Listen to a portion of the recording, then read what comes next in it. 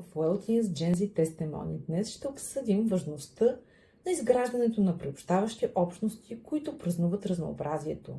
Към нас се присъединява една млада дама, Валентина. Тя е представител на Gen Z и ще сподели своите мисли за приемането и включването, които са толкова важни, особено в днешния свят.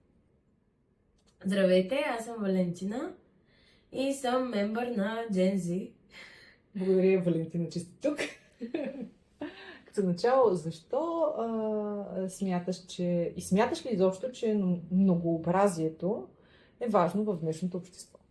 Смятам със сигурност, да, че многообразието е важно. Точно за да може да имаме обратна връзка на собствения ни начин на живот. И също така да виждаме други гледни точки и да се развиваме, и когато правим нещо грешно, да се учим едни от други. Какви са начините, по които младите хора могат да помогнат така, че обществото ни да стане по-подкрепящо и по-приобщаващо? Как младите хора могат да ускорят този процес? Младите хора могат да ускорят този процес първо в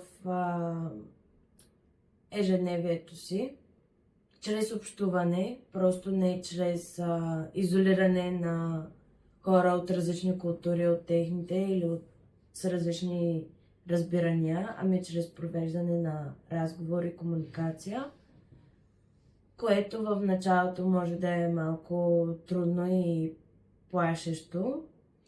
Какво послание имаш за другите млади хора относно важността на приемането на различните и включването на всички в обществото?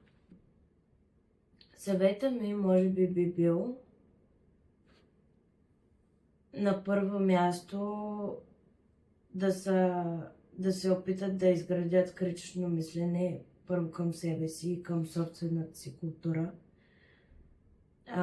Защото ти ако мислиш, че ти си прав и всички са грешни, много няма как да има здравословна комуникация. И след това да започнат да задават въпроси. Не с цел единия да е прав, другия да е грешен, ами по-скоро с цел обмен на мнения, на житейски опит,